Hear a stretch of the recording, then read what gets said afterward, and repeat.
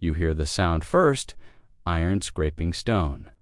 Then the weight of the chain at your wrist pulls you forward.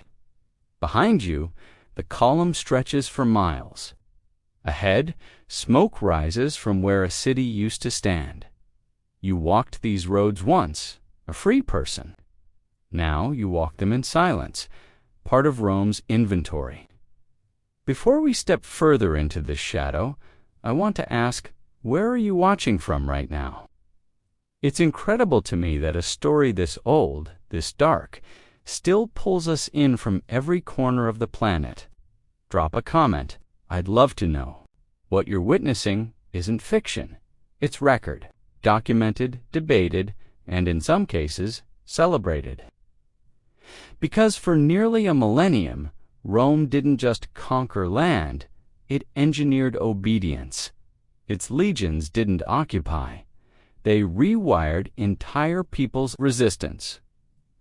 Wasn't crushed with mercy, it was made example of. And the methods Rome perfected to do this weren't hidden in shadows.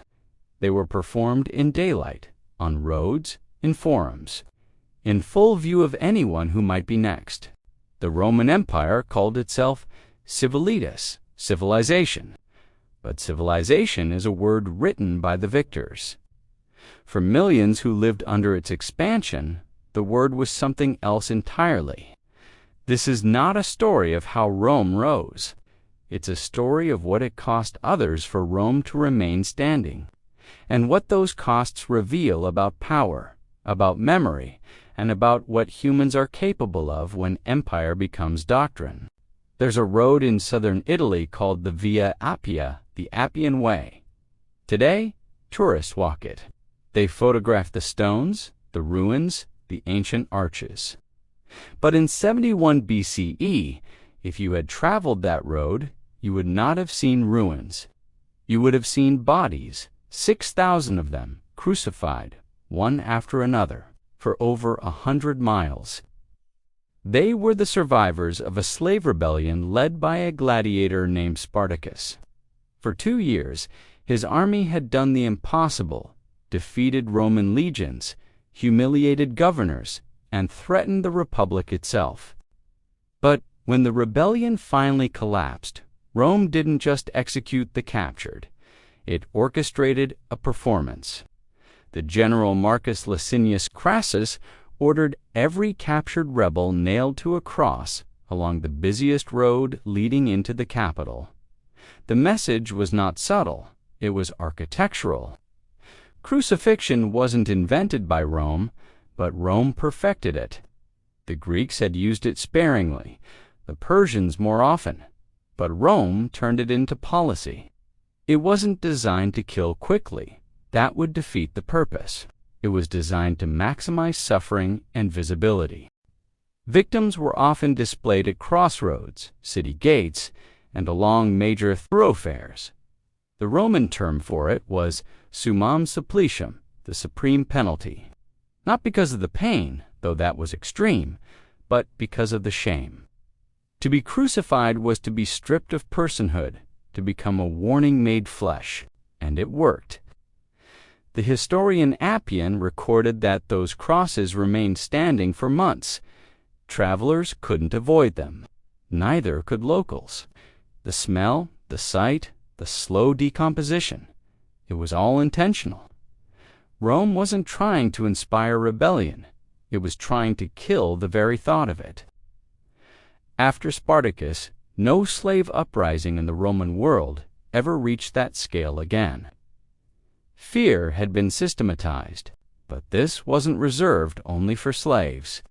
In Judea, during the Great Revolt of 66 to 70 CE, the Roman governor Gessius Florus ordered mass crucifixions of Jewish citizens, not for rebellion, but as preventative terror.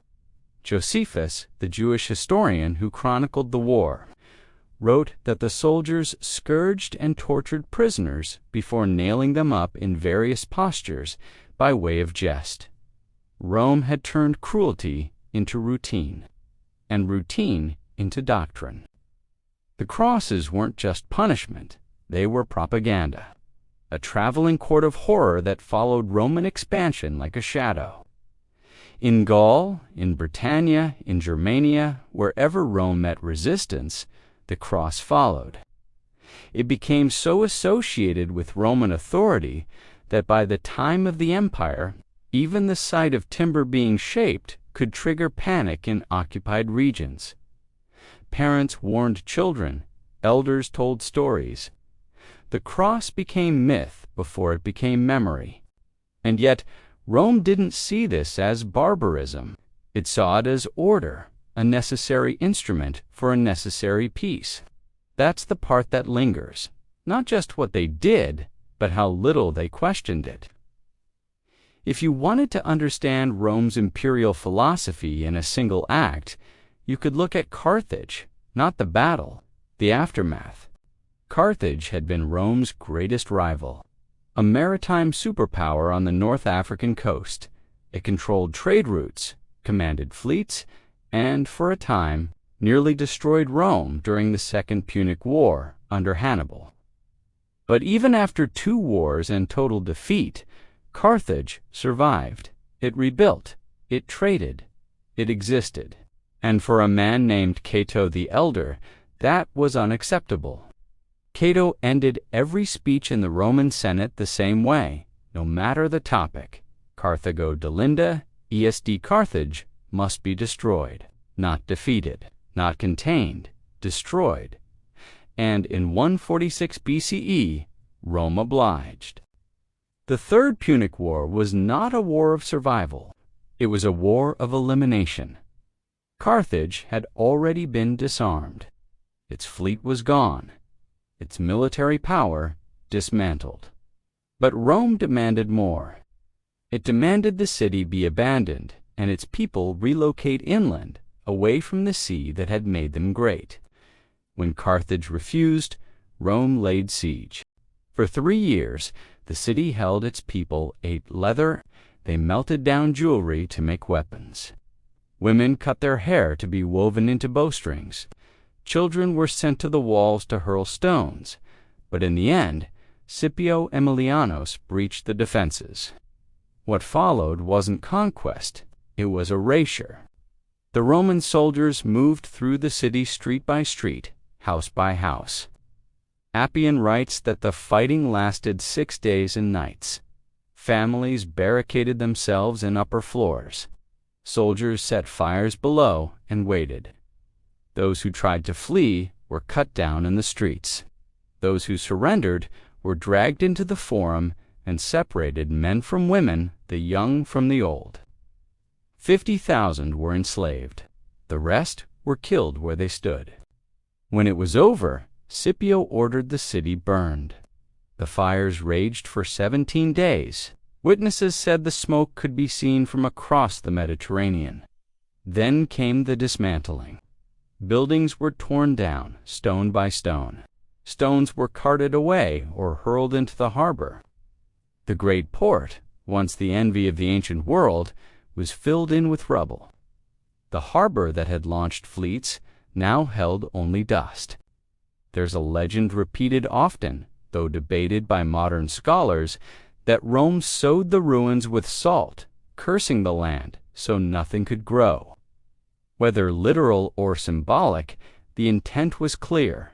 Carthage wasn't just defeated. It was to be forgotten, and for centuries it was. The site lay abandoned.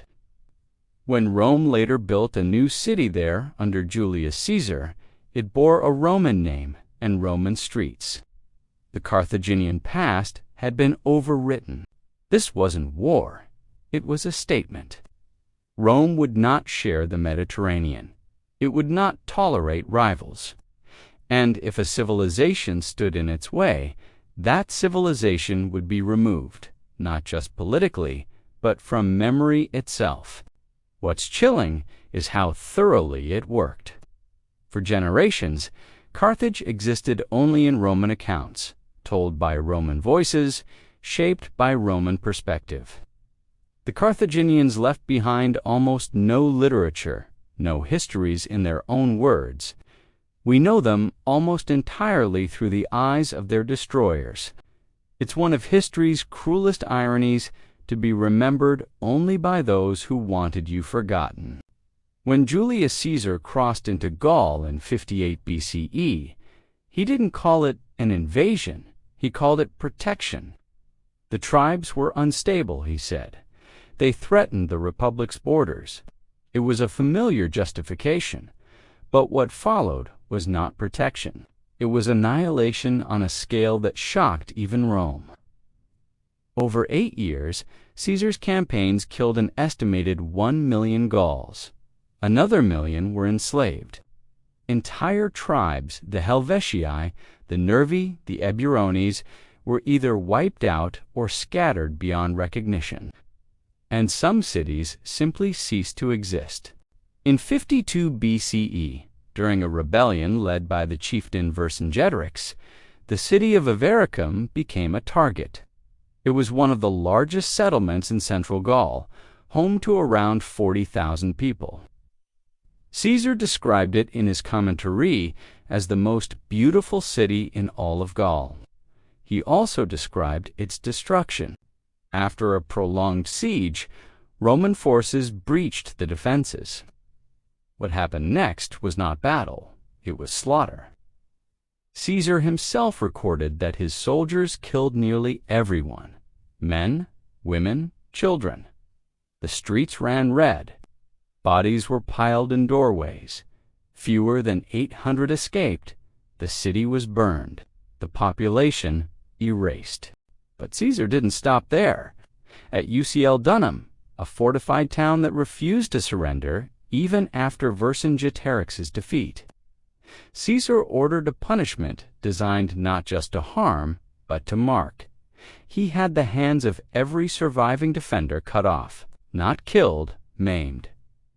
Then he released them. They were sent back into Gaul as living warnings, mutilated, broken, visible proof of what resistance cost. This wasn't rage, it was calculation. Caesar wanted Gaul pacified, and he understood that fear travels farther than force. A dead enemy is forgotten. A scarred one is a story that spreads, and stories in an oral culture become truth. He wrote about these acts plainly in his commentaries on the Gallic War, a text still studied in Latin classes today. There's no remorse in his tone, no hesitation, just efficiency. He presents the dismemberment at Uxelotinum the way a modern general might describe air, superiority as a tactical advantage. And Rome read it. Senators quoted it. Students memorized it. It became, in a sense, instruction. By the time Caesar returned to Rome, Gaul was no longer a collection of tribes. It was a province. Millions had died. Millions more had been sold, and the land that had once been fiercely independent now spoke Latin, worshipped Roman gods, and obeyed Roman law. Caesar had not just conquered Gaul, he had overwritten it. Starvation doesn't announce itself with drama, it creeps. First you ration, then you scavenge. Then you stop recognizing the person next to you as anything but competition for the last scrap of bread. And Rome knew this. Siege warfare was a Roman specialty, and hunger was one of its sharpest tools.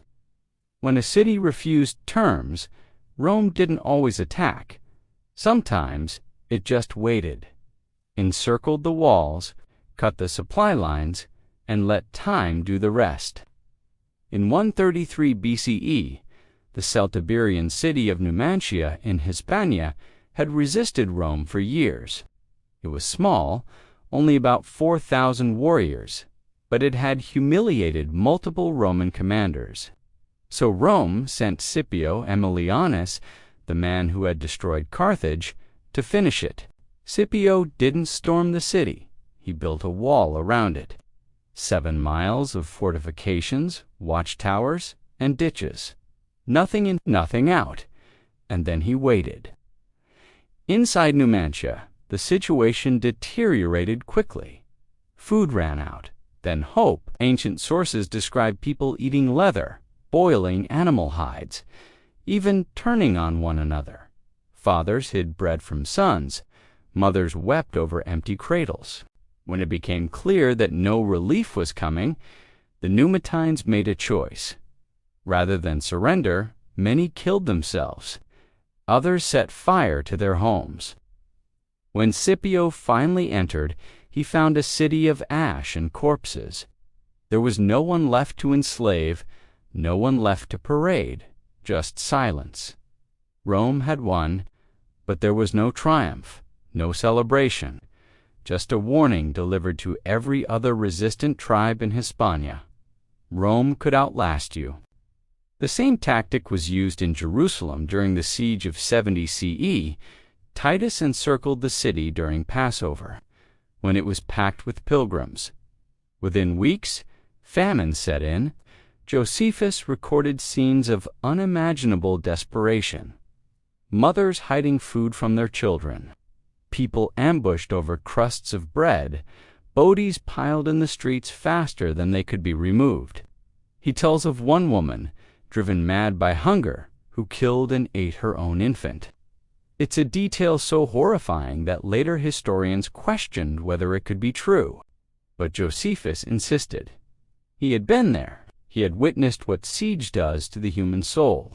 By the time the Romans breached the walls, much of the population was already dead.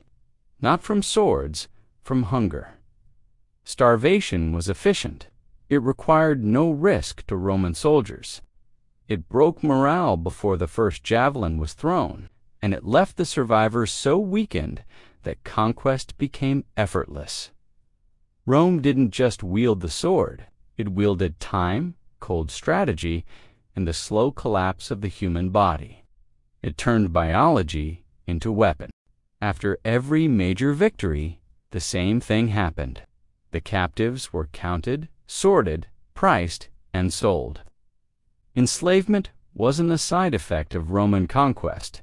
It was one of its primary objectives. Wars were expensive, but slaves were profit.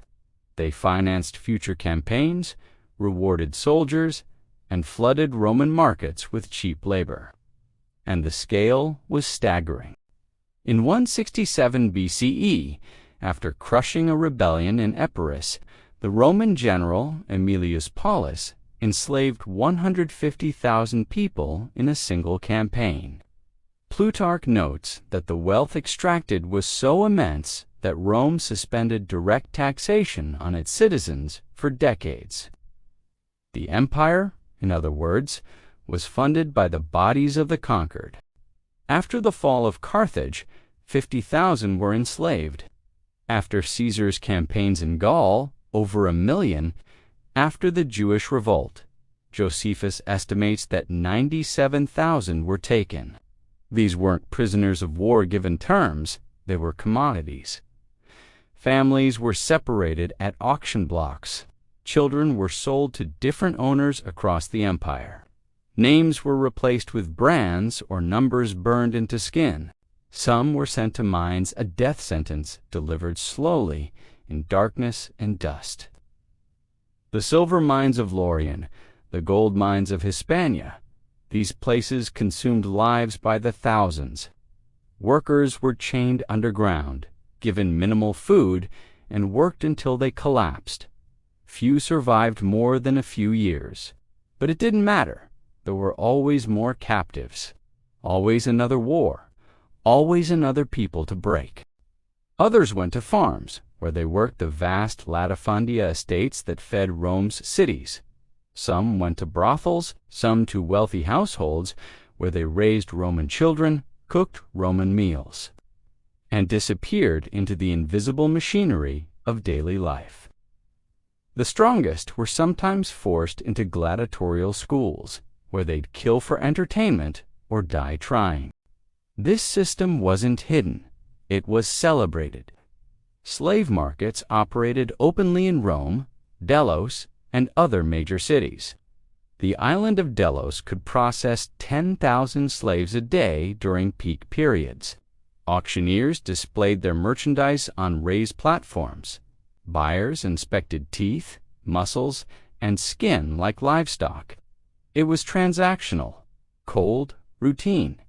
Inscriptions on sale contracts survive, detailing ages, origins, skills, and defects. Human beings reduced to inventories. Rome built its roads, aqueducts, temples, and forums on the backs of millions who had no choice, no voice, and no future. The grandeur we admire today, the Colosseum, the Pantheon, the bridges that still stand, was constructed in large part by people whose names we'll never know. They were the cost. The empire was the product. And here's what makes it even harder to sit with. Rome didn't see itself as monstrous. It saw itself as civilizing, bringing law to chaos, order to barbarism. In Roman ideology, the enslaved weren't victims. They were proof of Roman superiority. Their subjugation was evidence of destiny, not cruelty. It was the natural order, Pax Romana, Roman peace, required Roman dominance, and dominance required submission, forced if necessary. So what do we do with this? Rome gave us law, engineering, literature, governance. It connected continents. It preserved knowledge. The Latin language shaped half of Europe. Roman legal principles underpin modern judicial systems. But it also perfected terror. It industrialized subjugation. And it did so not in secret, but as public policy recorded by its own historians, debated in its own Senate, and admired by its own people. The question isn't whether Rome was uniquely cruel. Many empires were brutal. The question is how we hold both truths at once, that a civilization can build beauty and enforce horror, often using the same hands. Tacitus's sentence endures because it strips away the comforting myth's power tells about itself. It reminds us that peace is not a neutral word, that it can be experienced as quiet only after resistance has been crushed and memory burned away. Rome believed it was civilizing the world, and that belief was not a lie, it told cynically, but a truth it embraced sincerely. That is what makes it frightening. Violence committed in doubt can be questioned. Violence committed in certainty becomes sacred. The empire fell, but its grammar of domination survived. It reappears whenever conquest is framed as stability, whenever suffering is dismissed as collateral, whenever destruction is justified by destiny, security, or progress.